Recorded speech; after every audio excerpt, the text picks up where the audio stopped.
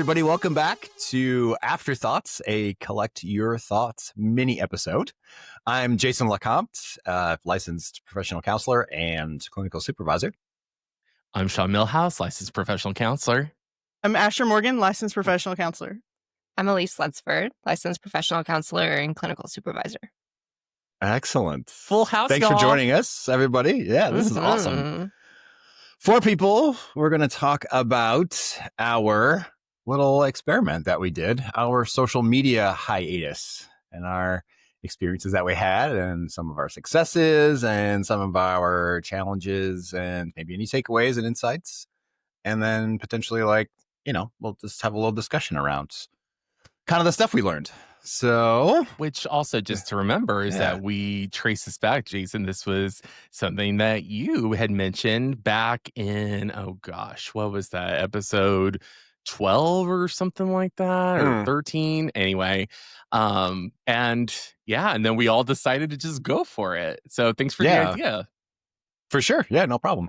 So the premise is, for anybody who doesn't know what we talked about, so we decided, I think Sean and I mentioned, like you said, we would take at least 14 days off of social media. So no mindless scrolling, no looking at memes, no sending things, and just kind of see, track how we feel and what we think about and the experiences that we were having. And then we decided, hey, let's make a little mini app about it, just to talk about our experiences and see if it had a positive impact on our mental health.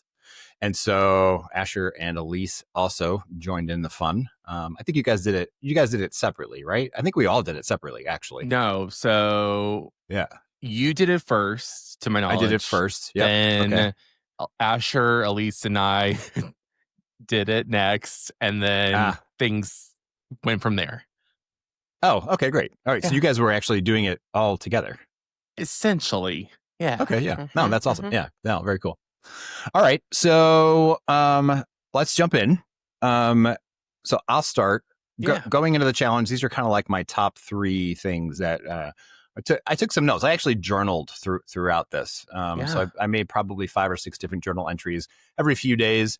And I actually ended up extending mine to about 21 days, just because I was really enjoying the time off. I was really getting back into reading, which I'll talk a little bit more about. But the 21-day stretch was actually really, really nice. So I'll just give right off the bat, just my top 3. So my morning ritual has been drinking a cup of coffee and scrolling on Instagram, looking at stories and memes and all that sorts of stuff. And I wasn't prepared when I went into this hiatus for that routine to get disrupted. I didn't have a ready to go replacement for whatever that was going to be. And so that was difficult initially, which I'll get a little bit more into. I also experienced some mental irritation. And so the way that I described this in my journal was books and getting back to reading. It really required an effort that my brain was like, I don't want to do that. I don't want to concentrate. I don't want to. And I had to really fight against that because I'm a lifelong reader. I love reading. And so I really want that to be a part of my routine. But my brain was like, stop it. Go back to your memes. So I was like, okay, yeah. And then something early on that I realized was that social media wasn't just entertaining for me, but that it was a comfort mechanism for waking up and easing into my day. And so I wasn't having to concentrate. I wasn't doing crossword. I didn't want to do crossword puzzles early on. I didn't want to look at the news because that's depressing. And so this was a way for me to let the coffee take effect as I was still waking up. But what about you guys? I'm really interested to hear, does anybody else have an initial sort of realization or an initial experience that they want to share? I found it to be really frustrating because we started right at government shutdown, right at the same time that those 2 things coincided. And I used TikTok in particular to get a lot of my news. There are a handful of accounts that I, have come to trust to actually talk about what's going on in a way that I don't feel like news or podcasts do. And so I really struggled and, reached out to Sean and Elise individually about this of I feel really disconnected from what's going on. And because that's a big part of who I am is to just kind of be in the know and that activist side of me that I've talked about in previous podcasts. And it felt really unmooring. I was really struggling with it when we were at our retreat retreat, and like because it was like there's this huge event going on and I don't know what's actually happening. I don't know, in a way I really grappled with, it felt almost like a privilege I couldn't afford to be taking, to step away from it and to be disconnected and not know what's going on, in a way that where I already feel like I carry so many privileges. And like the last time, Elise and I did this several months ago, and I didn't struggle quite as much because I, listened to a handful of podcasts like every morning and while I was driving to work, because it takes me about 45 minutes to an hour to get to the office. And it was like, I can listen to these handful of podcasts. I feel like I know what's going on. And like just in the span of those months, it feels like the trustworthiness of those podcasts has shifted for me.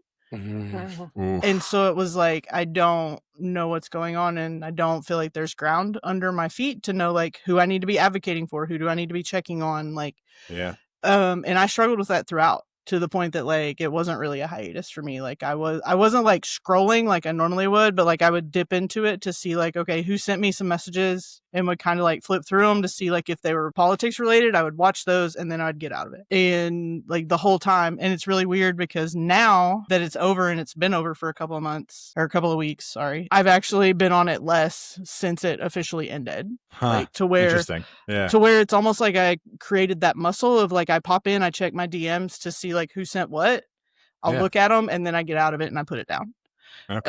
Instead of just sitting, because I also have that same morning routine of like, I wake up, I make some coffee, I let the dog out, I sit on the couch, and like I just kind of scroll until I'm ready to get in the shower. And like, that's good insights though. Yeah. And so I kind of replaced some of that with like stretching, journaling. Nice. I'm not usually ready to read that early in the morning, but that was kind of my initial or total struggles with it. I got ahead of myself. Sorry. No, that's okay. I was getting into middle and end almost. I just did the whole podcast. You're welcome, guys. We're done. Thank you, guys. Remember to collect your thoughts. Asher's Goodbye. part is done. That's just great. Elise, how about for you? Anything you noticed? Okay, well, I had FOMO for this because I learned that you guys were doing this, and I was like, what? I wasn't invited. So I was like, I'm gonna do it too. So I had no plan that I was gonna do this, but I just heard from Sean that he was doing it, so I think you just raw dogged it. Is now appropriate time to talk about how there's like 5 different Instagram groups that all involve Elise, and she sends memes to all of them? This is true. No, that's not an appropriate time. No, I need to. Like, we were like right on the cusp, but yes, Elise is the queen of adorably going, can I tag along too, guys? And so, it was like, sure. Like, I love a group project. I love a group project. You don't need an invite. Anyone can do that. No, but it's part of being the group experience of it, Sure. You guys are the ones I share memes the most with, besides my sister-in-law. So it wasn't too difficult to go into this with you guys because you're most of the reason why I'm checking the messages, I think for me, it was refreshing because I don't use it as much how Asher uses it with checking for information in politics. Like I want to go to look at the cute puppy videos and I don't want to see the other stuff. So it's more entertainment for you, more comfort for you. Yeah. And even social. Yeah. Yeah. I want those dopamine and serotonin hits, right? But I think, especially with Instagram, I don't know about other platforms, but over time, it's just gotten more and more clogged with ads, political stuff, vitriol, stuff that's going to keep you engaged and stay on the app longer, right? Like you guys said a few episodes ago. So I didn't miss that part at all. It was really refreshing for me. Good. That's nice to hear. Yeah. How about you, Sean? I think going into it, I was actually like really excited about it. Like, cause I was like, I've definitely done this a handful of times and every time has felt worthwhile and helped me get, to a better mental headspace. And especially speaking to what you were saying, Asher, like knowing that like the government shutdown stuff was happening, I think maybe that's like one of our differences is like, if I have privilege to be able to escape this, like I don't want to like throw myself into a war zone just because it's there. Like, and so metaphorically speaking. And so I was like, good, yes, let me get away from this and be able to like go to other sources, but this is going to shock every single person that is in this chat and also who has listened to this podcast. My thing was I can't start this until after Taylor Swift's album comes out, which I will get to. That was the caveat that you told me. Correct. I was like, I can't miss it because I know how it's going to be. However, there, to foreshadow, there's definitely some things that also came with it regardless. So it was something I was definitely looking forward to. However, yeah, I'll just leave it at that because I'll mention more about it once we get during the challenge. For sure. Yeah. Yeah. All right. So what specifically did we struggle with? Anybody want to share? I feel like I already did. I'm just going to splice Asher's statements earlier. No.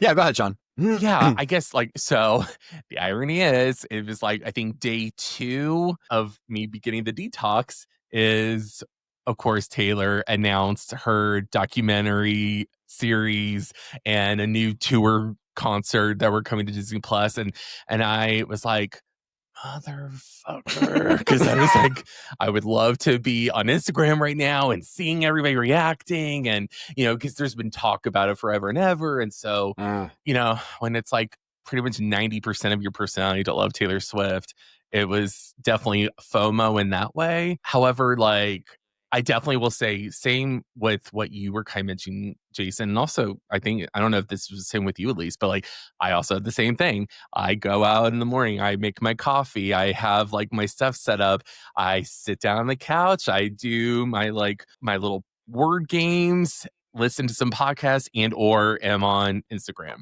And so it does take away that ritual, which feels like, oh, what do I do with this? And I was definitely irritable at least the first 3 days. It was kind of reminding me of like when I quit smoking years and years ago. I remember reading like the first 3 days are oftentimes the hardest. If you can get past day 3, you'll be okay. And so for me, like, it was a lot about just allowing myself to be frustrated. But then I also I leaned into using on Apple News.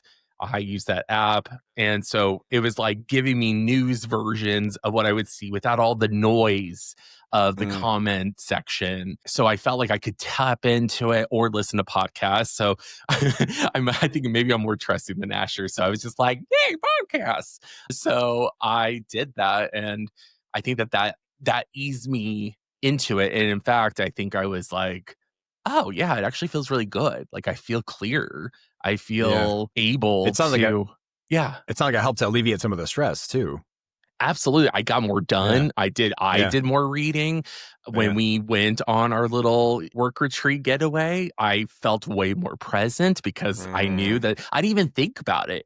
Which is wild for me. And so part of me was like, gosh, I really feel like I shouldn't go back, but like, of course I'm going to go back.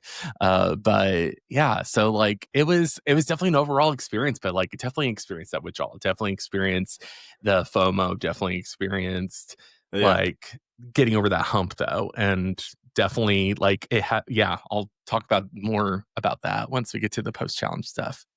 Okay. Yeah. Elise, anything you noticed you want to share? Any challenges? I think reassessing my relationship with boredom. The first few days, there's this anxiety about what do you do when you have the 5 minutes in between, or you're running the errands and you have to sit and wait. I think there's an over-reliance for me that I need to be doing something or looking at something or reading something. I can't just sit in a space. So just improving that distress tolerance, of just being there, and it's fine. Yeah.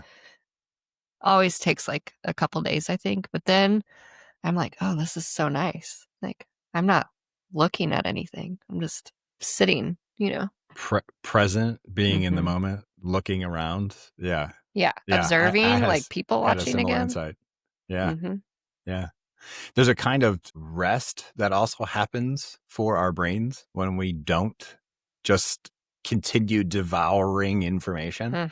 We get to just downshift for a little bit. And that's where I think some of that anxiety, some of that that urgency feels like we should be doing something. We should be, and maybe that's the dopamine that's missing in that moment or whatever. But truly letting your brain just wonder, ponder, take in your surroundings. Rest. Like it's rest is a totally different kind of work that your brain needs to do in that moment, which it can be really useful, can be quieting. So yeah, that's great.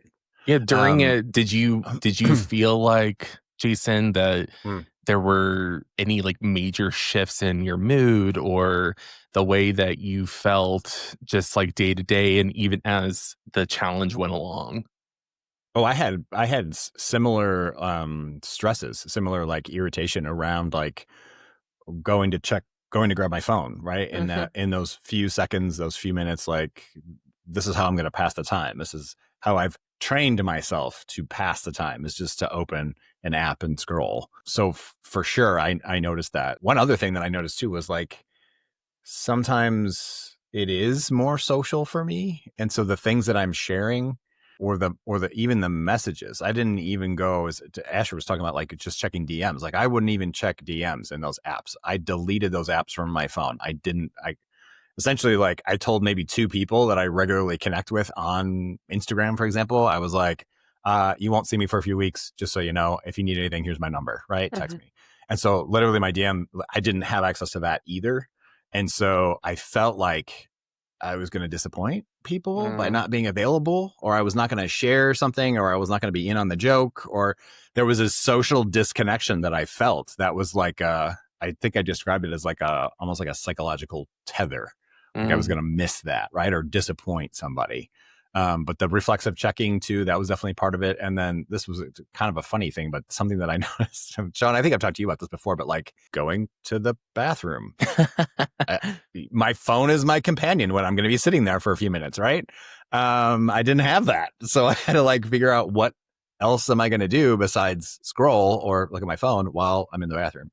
And so that was just kind of like a dependency that, again, I didn't solve for on the front side of taking this little hiatus. So yeah.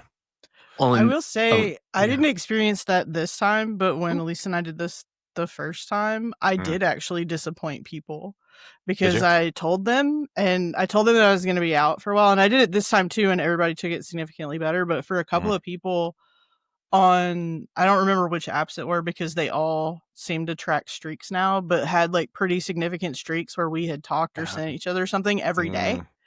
And there were a couple of people that were like, you're going to ruin the streak. And I was like, with one in particular, I had to have like a very intentional conversation of like, we're not actually connecting. Like it was a mindless thing. And I was like, we're not actually connecting and having a conversation. You're just chasing that number. Yeah. And I was like, but they were very upset about it. I wasn't. That's the game. But that's the gamification though, right? Yeah. That attracts people to keep or to stay engaged with those things and keep going back. Yeah. And keep going back day after day after day. Yeah. Yeah, for sure. So I was going to say, I really wanted to make sure to bring attention to, so as Asher mentioned, Asher would check the messages, and being a pain in the ass as I am, I was like ribbing Asher, like, oh my gosh, you are breaking the challenge rules, blah, blah, blah, blah. And like, come on. And then Asher, do you want to share from your point of view what that experience was like for you? Because I think it's important to hear that. Yeah, if I'm honest, I also experienced this a little bit with Elise too. Where I had like reached out via text, and I feel like I kind of got that like, don't quit, suck it up. Essentially was the message that my head heard. Like that's the way it translated in my head. And so part of my like checking of my messages was a little bit of like, fuck you, demand avoidance. Of like, I reached out for support and y'all were kind of dicks about it. So I'm going to do this and just not really talk about it. And then I don't really remember now, like what happened towards the end, but I like told Sean almost like a, don't be mad at me type Which of I thing. could tell you were struggling. I had been checking my like messages and hadn't really been like quote unquote abstinent from it. But I did, like, because it's taken a lot of work for me to reach out in those moments where like I am struggling with something, and like social media feels really small, but it is like how I feel connected, and that's what it was. In both instances, I was feeling really disconnected from the world and like the big shit that happens in our society, and I know that it is impossible to stay on top of all of it because it's so chaotic, and it's like drinking from a fire hose. With the way like news happens in our society. Yeah. But at the same time, like, especially early on, I was like really, really struggling and feeling disconnected. And like, I don't know what I was actually looking for when I was reaching out, but like, I didn't get it. And so it was just kind of like middle finger, like, I'm no longer going to do the thing. I'm just not going to tell you that I'm not doing the thing.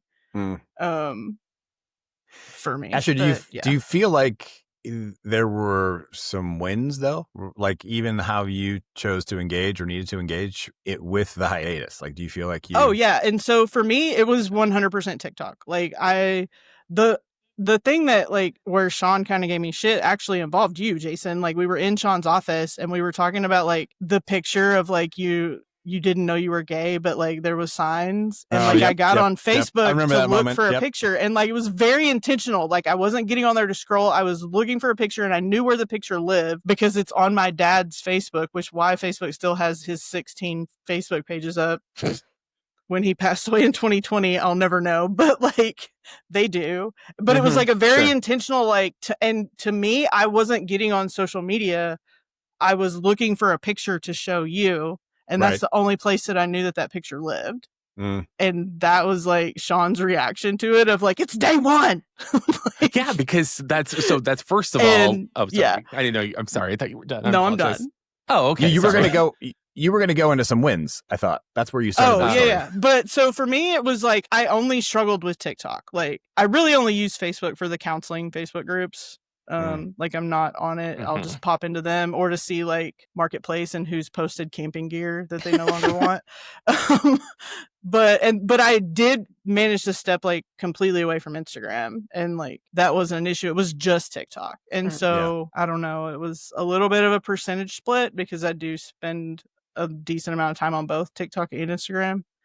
But what was the win by stepping away from TikTok? Like how do you quantify it? I don't know. I didn't have like SMART goals around it. No, I'm not saying that. I'm just noticing. I'm just curious if you noticed an impact. Like you weren't engaged with that particular. Oh, I wasn't just like drawn to it because like I mean, one, it was like I knew Elise wasn't blowing up the messages, and so I didn't feel compelled to go to Instagram because Instagram, I know that she's posting cute and funny stuff, whereas TikTok's a little bit heavier for me, and so I didn't have that feeling of being compelled to like go and check and like to kind of because I'll app hop like so that tether was lessened and so for you.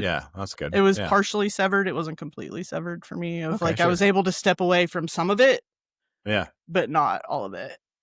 So I guess it was a partial win. Yeah. Okay. Sure. Anybody else have wins they want to share? Yeah, go ahead, Sean. So I want to have a chance to respond to the allegations made. No, so first of all, I will absolutely. I hope I did. If I didn't, Asher, I am sorry because hello projection. I was like, no, if I'm gonna suffer in this, so you just sit here with me. Yeah, and so like I got so like because it becomes competitive for me to be like, no, if I'm gonna do this, I'm gonna do it all in and put that on you. And like I went as far as like literally putting my apps in my hidden folder so that my finger wouldn't automatically go to it like it always does. And so that was, I think, me thinking like tough love, but then I saw how Asher responded and I felt like a piece of shit, and which is totally fine. And I own that because I absolutely need to like honor and let people have their experiences, how they do it. There's no wrong way to do this. And in fact, Asher, from what I remember, you said afterwards you kind of like did more of that on your own because I think us assholes were no longer doing it, so you felt free to kind of do it on your own terms. Listening to you talk, though, I did just remember a different win of like, I did take the apps off my home screen. And they're still off my home screen. Oh, like that's great. I haven't put them back. And so I do have to put in a little bit more effort now to go in. Yeah. And like search for them and find them. Yeah. For me, it's a lot of notifications. I think that's how I manage those things best. Like if I don't want to be drawn back so frequently, I won't have badges on. And so I never had that on with social media. No, me either.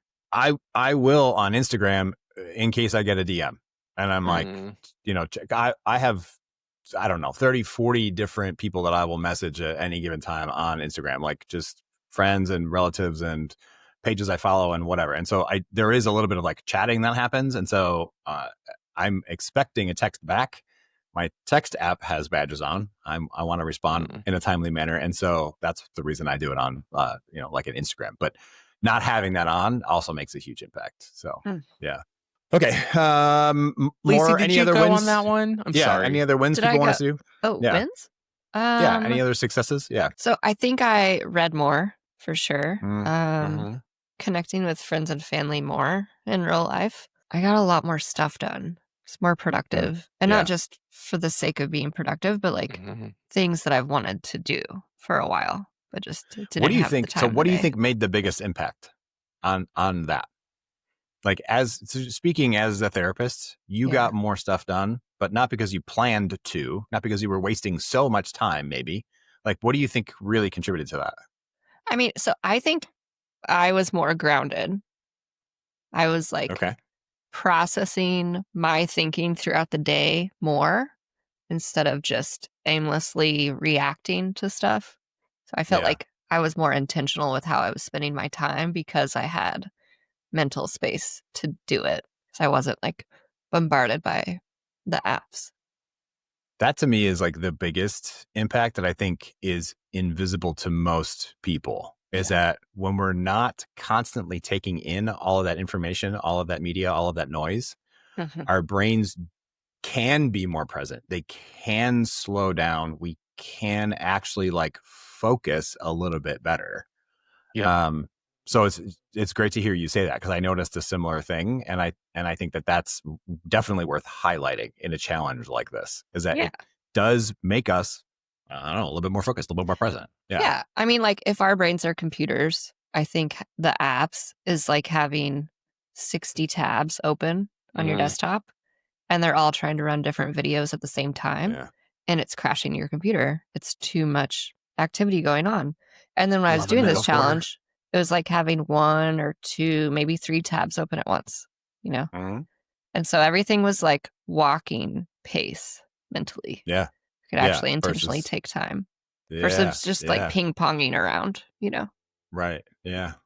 Yeah, that grounding part that you mentioned, Elise, like the way you articulated that was like perfectly in play with what I experienced too, in terms of it truly is like, like I removed the static from the TV signal and now there's a flood of other options because I'm not blocking it with the apps, as you use that metaphor. So I love, thanks for bringing attention to that. Yeah.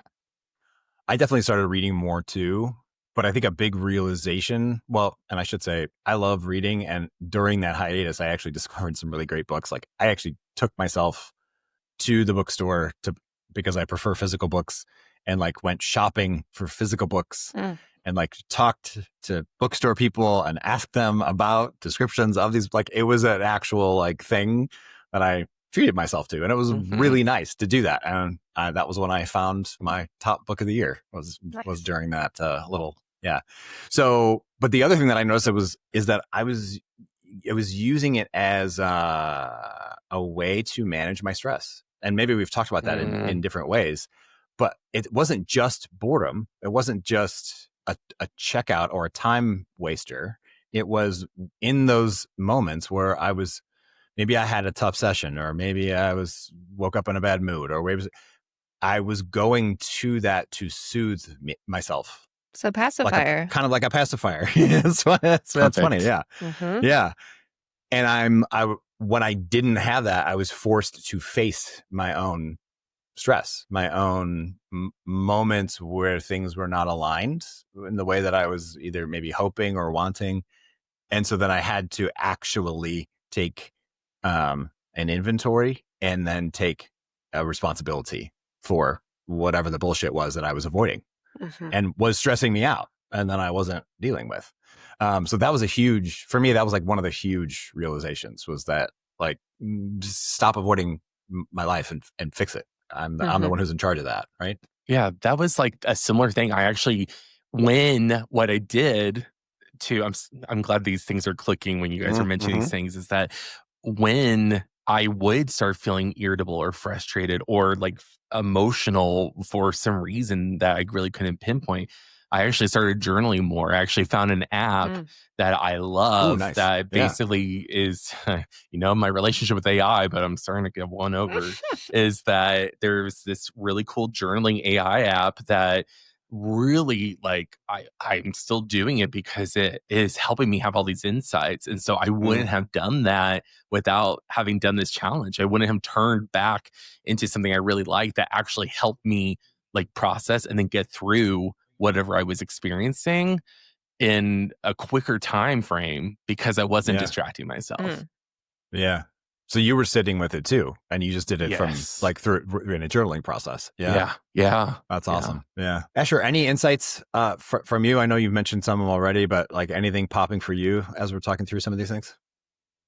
I mean, even though I did struggle, I think the biggest place where and this maybe falls under a when as well, is like during my like between session time, because my schedule's been like a little weird where I've ended up with like just wonky like time gaps of either interacting with one of you if y'all were available, or just shutting my door and kind of just engaging in some like yoga nidra or meditation time of just like laying down on the floor and just kind of breathing and doing like a scan of body. I didn't journal about it so much, but just kind of taking that time to literally ground myself, like laying on the floor instead of just kind of disappearing into my phone and maybe getting like activated by whatever I saw. Although I do feel like I compartmentalize that. I'm going to say but I'm not sure that that's a healthy if I'm honest, like it doesn't carry forward into session regardless of what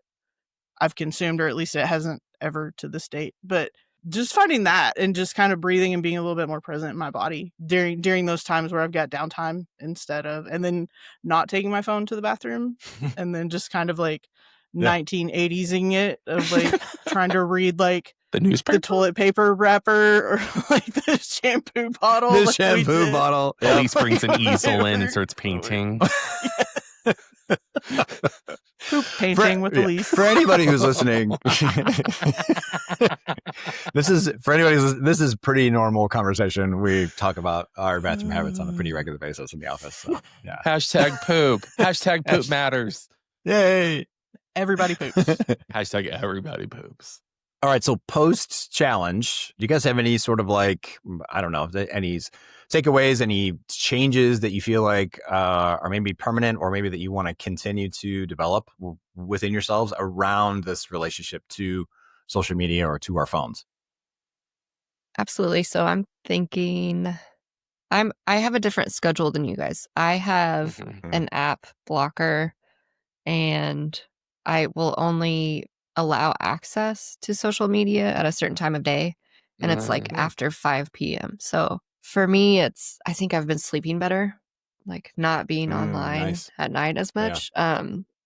But one thing I think is just spending less time on the app. So I changed the limit on it to be only 30 minutes, I think.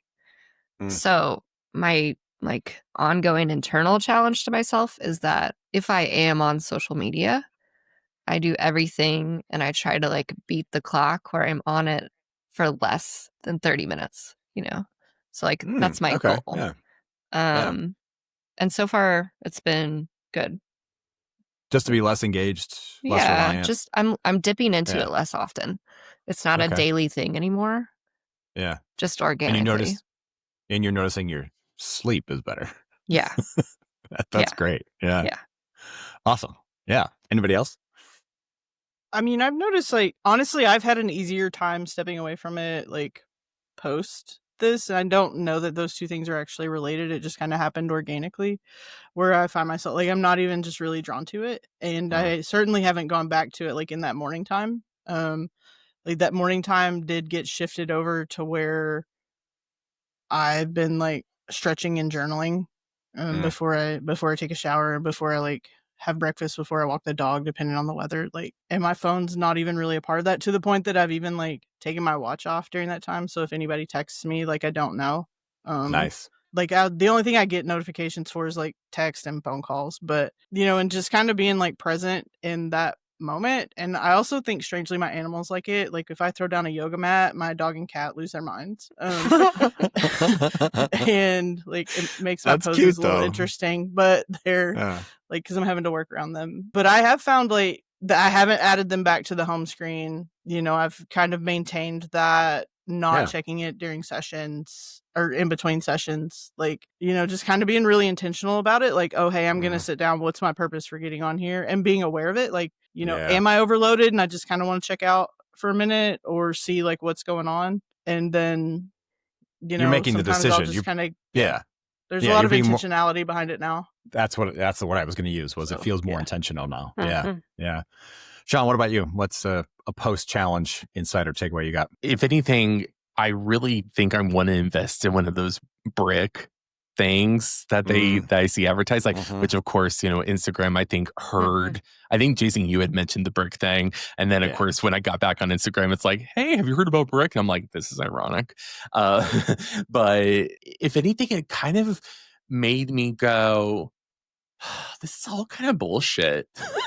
Like, we're all like just a bunch of people screaming into a void, and it's like, this is silly. It's silly how much power we've given this and how this has become such a dominant way of expressing ourselves and finding out information. And it also sort of takes me, I feel like I'm like, it kind of is like going back to the 90s where you didn't have somebody tracking you. Like, you went to the store, you ran errands, you came home, and you found out if somebody called you on your answering machine. And I like the feeling of not being tracked. Like, that's why, unlike you, Jason, I didn't let anybody know. So unless I talked to you in my daily life, like, I was like, you know what? This is an opportunity for them to reach out to me and let me know if they're like, hey, where you been? I'd be like, actually, I'm doing this, but how are you? You know? And so, or, you know, if I hadn't talked to them otherwise, I will say, when I first did one of these really big social media challenges for like 3 months at one point, I do have screen time on my phone, but I am also very guilty of hitting the forget for today. Like, never mind. But I'm really getting better at catching myself and going, you're just scrolling. You're not even, you don't even know what you're doing. You're mindlessly scrolling. And I literally go stop, and I like, I say it out loud, and then I get out of the app. And that, I think, has helped. So part of me is like, man, I think the FOMO will always be really hard for me. If I knew everybody, we're all going to stay off of it together forever. And we're actually, like, I've said this to you, Jason, I think, or maybe we talked about this in our social media episode. Yes, where I was like, our phone and mental health episode. Yes, I really wish there were closing times for social media so that I think everybody would be like, oh, okay, like, it's 10 o'clock. Nobody has social media now. You just have to go to bed or go talk to people or read a book, live your life. Right. And instead of, you know, getting caught on it for hours on end. So have y'all ever read, sorry, I interrupted, but like, please. Have y'all ever read, like, about the guy that created the code that basically, because like Facebook used to have an end, like you could reach the end. Right, I remember that. But the guy scroll and then nothing would happen. But the guy that wrote the code that basically allowed it to keep going forever almost immediately did a presentation. I don't remember if he worked for Google or Facebook, about how he was mortified that it was going to destroy people's mental health. Like, he had immediate regrets that he had created, you know, this thing that was like both groundbreaking, but that was going to destroy. And like, I always find it interesting in points in history like that, where we have like an innovation, and then the person that innovated it was like, this was a terrible idea. You know, but I don't know, but it's really interesting to like read about it. I don't remember his name, but he was like immediate regrets. Yeah. this. The Oppenheimer That's what I syndrome. was literally thinking. My brain Or went to that. social Jason. media. Yeah. Yep. Immediate regrets for advancements in technology. I think the guy who invented the Keurig K-Cups had a similar regret. Oh, wow. He was like, waste. there's going to be millions of these and they're going to be in landfills forever. And And he's there like, are. I can't believe what I just did. And there are. Oh. Yeah. And there are. Yeah. It's I so know. convenient. Goddamn convenience. Okay. So yeah. All right. I noticed, so I definitely rekindled my love for and connection to reading. The thing that I don't like that I did, and at least you're gonna prick up at this one. I've been numbing my creative spark by staying tethered to my phone. I noticed my creativity coming back into my consciousness, my drive to want to indulge in artistic pursuits, to write, to do theater, to sing, to what all those things. Like I noticed that coming back. And I think that was part of what I was doing, was just avoiding that disconnection, that feeling of disconnection from that by numbing myself with mindless scrolling. So that was a difficult realization to come to, but also a really great, I think, a really powerful one for me. Yeah. Does anyone else have any other insights, any other pieces to this, points that we haven't mentioned that you feel like are important in this process? I was going to say, doing this, I think, pointed out to me how much I'm attached to my phone. And so I actually took off the notifications for text message and phone calls. Oh, wow. Which is a little wild. It's a little precarious. It's not great. I know. Yeah. So it's like, why is Lisa not texting me back? I'm happy for you, Lisa, and I'm also going, where's Lisa? Yeah. If I'm looking at my phone at the moment that Sean texts me, I see it, you know. Right.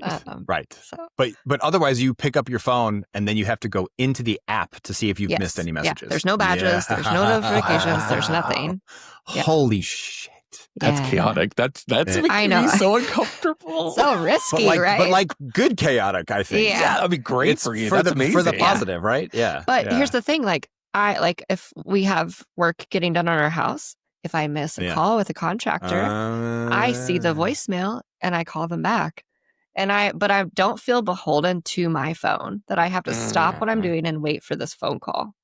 They're going to call me whether or not I answer, you know? And if it's important, they're going to call me back. I'm going to call them back. So that has been really nice. I didn't realize how much anxiety I had with anticipation for a message or a phone call. Even if it was like not an important one, I still had this anticipation anxiety, you know. That was something that we talked about, I think, Sean, in our phones and mental health episode. Was there was a recent research article that was put out about the differences in the way that we behave when our phones are even in the same room. That there's an expectation, there's a subconscious tether that we have to go check it because it's right over there. And that when we remove it from the room and it's off and we won't know, right? Then we actually behave differently. Our attention shifts differently. Our urgency shifts different. Like it's incredible, like how tethered we are. And you know, because it's become everything. It's like it's not just your phone. It's not just your entertainment. Like, it's my alarm clock. It's my noise machine. It's like all of these different things. It's my journal. It's my stereo. Yeah. It checks all of these different boxes. It's not just a phone. Right. Yeah. Right. Yeah. I know it freaks you guys out sometimes, but like I really appreciate it when my phone dies and I don't have a battery. Like I can't open it, and I know it stresses people out, but like it's like a little vacation. You're gonna die. And of all people, Lisa, I really think you're playing fire on that one. I'll charge it before I go hiking. No, you won't. In my car. You'll charge it in my car. Or I'll be around somebody else that has their phone, maybe. So you always hope for that. You have been lucky enough to usually find one. You're right. But now I feel like we're all compensating for your poor decision. We're enabling. I'm a burden for you guys because my phone dies. I mean, we just are like, oh God, I hope she's okay. Like, you know, we don't know if you have your glasses. Like, we don't Yeah. know. what's Asher, going on. we do know she doesn't have her It's probably a glasses. no. Yeah. Yeah. They're somewhere else. They are not Yeah. on her But head. I'm still Yeah. here. Probably where her phone Like, charger is. Yeah. Absolutely. Yeah. Does anybody else have this like desire of like, I know this is nothing new, but like to get an actual brick phone?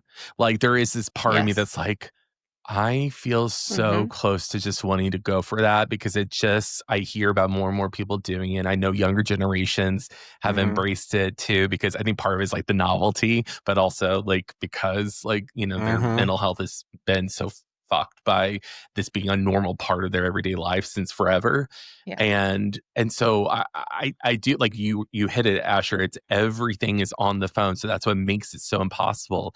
And while convenience is one of my favorite things in the world, I also recognize how convenience is the thing that keeps me from maybe pushing myself, thinking about something, doing something, extending myself. And so I do kind of have this like, gosh, maybe I could do it. I don't know if I could. Probably not. I probably couldn't just because, again, like, yeah, I have work apps. I have all kinds of stuff is tied to it. Everything is. It would just be a major, I'd have to overhaul my life. Sean, The thing that hit me was like, go ahead, Asher. Yeah. I won't be able to take pictures if I do it. Like, I think about going back to I miss my Motorola Razr. Like, I think about that thing multiple times a week. Yeah. But like listening to you talk, it was this tug of like, I love taking pictures with my phone, like especially out where I live. Like Jason, you might be experiencing this now or have the ability to, of like, I can see night sky really good. And like, I've even been in my driveway and been able to see the Milky Way and like capture that on my phone. I'm like, if I go back to a brick phone, I can't do that. But it's like the thought of like getting an actual camera and learning how to do those things with a camera now feels like overwhelming. Well, they get to plug it in, you get to charge the camera. I mean, I'm such a whiner, but I'm just like, because I was thinking, okay, we all get digital cameras again. We're just going to walk around with 10-pound bags. One of my clients bought a digital camera off the TikTok shop and thought that it was the greatest invention they had ever come across. Yeah. I'm sure. I've heard more and more stories of that. Yeah.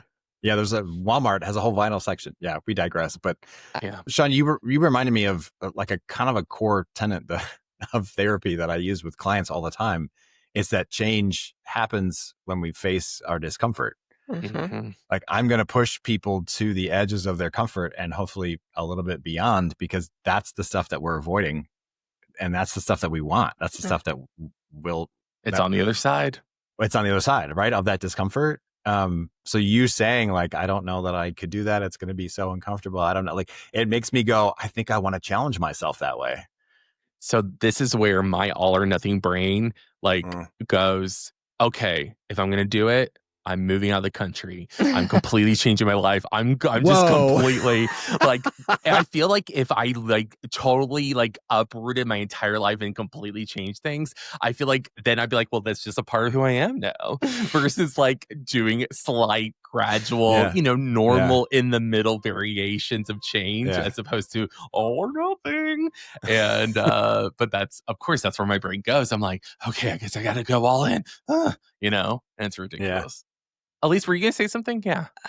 I was going to say, so like, I think with this challenge, I have been like voluntarily putting my phone in airplane mode and getting rid of all cellular. So like, I think the thing that Asher's talking about is like, I would miss my camera, but if I can just not be connected all the time, that would be great. Yeah.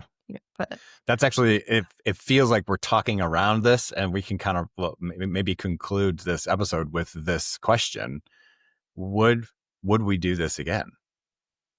Would we challenge ourselves in this way again? Yeah. What do you think? I definitely think so. Yeah. I feel like at least you're already there almost. Like you've really disconnected and really compartmentalized it into just a couple of hours in a specific scenario or two, right? Where you can engage with it and be super, super intentional and limited about it, which is admirable. I have swung completely the other way. I think the thing that's out for me is like, Sean, you mentioned like the word puzzle apps. Like I haven't done the word puzzle apps in like probably 6 weeks. Like since this challenge ended and I've sort of gone back to social media, I've continued reading, but I've also deep dived again into social media. And so now I'm doing those two things and I'm not doing my puzzle apps. And I'm like, like is this okay? Am I okay with this?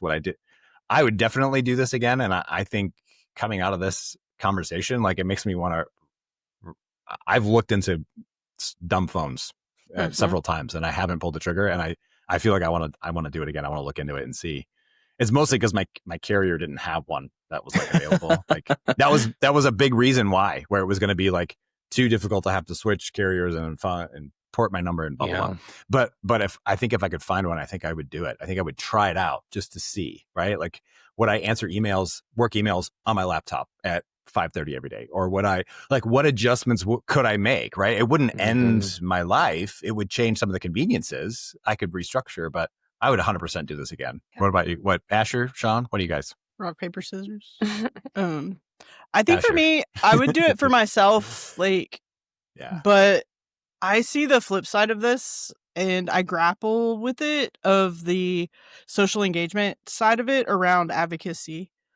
And I've seen the like beauty in that. And so for me, I'm constantly looking for like that line of I'm engaged, I know what's going on, and I'm active in these communities, and I'm stepping away from it. And learning to be okay if I miss, an event or something that's happened, like that I don't have to carry the weight of solely being responsible for like those things, because realistically sometimes I'm not doing anything about it anyway other than just knowing about it. Right. And being aware of the toll that, like, I feel like I'm always kind of walking this tightrope of the toll that like being in the know of what's going on in our society takes on me, and figuring out where and how I can actually like make a mark within that, if that makes sense. And so I don't know that I would ever be able to completely step away from. I mean, I could if I made the choice to. So let's be honest that that's actually what it is. But there is some use right now, to it as well. Yeah. It's not all evil. It's not all just sucking us in. Right. And so I see a lot of that side of it. It's good. I don't know. But I mean, this is the second time I've done this. The first time it went much smoother than this last time, where like I did feel more focused. I got more stuff done around my house. Like, was more engaged, in my life. And I think one of my takeaways, and I know I'm rambling, is like, I think I was appreciative of the fact that we did do this during the time that the 6 of us went away, because I have wondered like what that would have looked like if the 4 of us did feel like we had access to our phones, when I felt like there were times where we were reading or we were all talking more, and like, or just times where we were able to just kind of sit together in silence and we weren't actually doing anything. Like we were just outside. And we weren't bored, and we weren't fidgety, and we weren't not at all. It was just, I mean, I'm always fidgety, but stillness. Like, yeah. And so, but yeah, I've thought about that, of like how differently that getaway for us would have looked. Sure. Yeah. If we did have access, or felt like we had access to like just scroll on our phones when things got quiet. Yeah. Sean, would you do it again? Absolutely. In fact, I feel like I need to make it a mandatory part of my practice to maybe at least try to do it twice a year.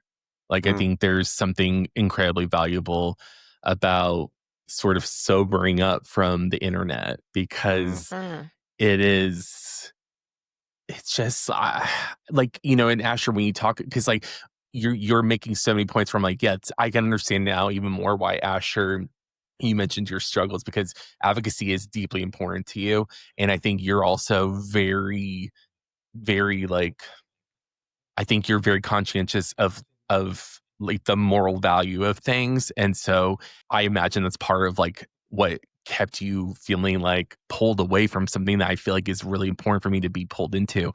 And then I also am like, well, once upon a time, there wasn't 24-hour news, on television. And then there wasn't, this and this and that. And it's like, did they have it better where you could just watch the 5 o'clock news and the 10 o'clock news or whatever? My response to that is, once upon a time, we didn't have flushable toilets. Like, I know that's not a great no, but you're right, though. It's a fine line. It is a fine line. No, It is. And I struggled and I grappled and I had a lot of conversations with friends outside of this group of like the privilege of this. Like it felt like a privilege to be able to step away for me. Yeah. You know, because it almost feels like turning away from things that other people don't have the privilege to not be dealing with or facing. Yeah. But in reality, like without my phone, I'm still not. Like a lot of the things that I witness and I advocate for don't actually directly impact me. They're just populations of people that that I care about because I feel like we're all intertwined. And so it's like, I'm constantly weighing it. Is knowing the minute by minute going to really change anything? Is it changing what you're and doing? I think that's also what I get concerned about, specifically because I know that's how I feel like, Asher, you're so tuned into all that stuff that I'm like, in my head, I'm like, I really want this for Asher more than Asher wants it for Asher. And because your heart just is so big for this stuff. And I think in a way, I kind of look at it as much as, yes, it is absolutely privileged, but then it's like, but maybe it's like, I don't know if I really think about my health, it shouldn't be a choice. I need to do these things because, like, at least I think the changes you're making, like, good job. Like, that's fucking great. Like, I don't know. I think getting to a world where more concrete and less in the tech sphere, I think might be the thing that saves us if we can save ourselves. Yeah. I think summarize this up is like, we would all do it again. You know, like that's the consensus. That's what it sounds like. Yeah. But to me, like why this was successful for me, and we know this about making behavioral changes, right? Is when your core group around you also makes changes, it's easier for those things to stick. So like, because you guys did the challenge too, it was easier for me to do it. Right. Right. I wasn't connect the only on it. One. Yeah. But then that FOMO was a little bit less, like exactly. Sean was mentioning, right? Yeah. That's why it was successful for me, I think. It's because I had a group of people also doing it. That definitely helps. Yeah, that's great. Well, thank you guys for this conversation. I feel like this was really, it was really insightful for me. It was really great to hear everybody else's experiences and to connect over it. Thanks for the idea, Jason. Yeah, no problem. Elise, I promise we'll invite you next time. Good, you better. Yes, of course. Yes. All right, so that's our episode. Thanks everybody for joining us. We hope that you will also challenge yourselves to at least develop some awareness and maybe some intention around your use of phones and social media, and maybe even create some limits and some boundaries for yourselves and see if it has some positive impact on your life, on your relationships, and hopefully on your mental health. So until next time, we just want to remind everybody to take a breath and collect your thoughts. There you go. Thanks, everybody. We'll see you next time. Okay, bye. Bye.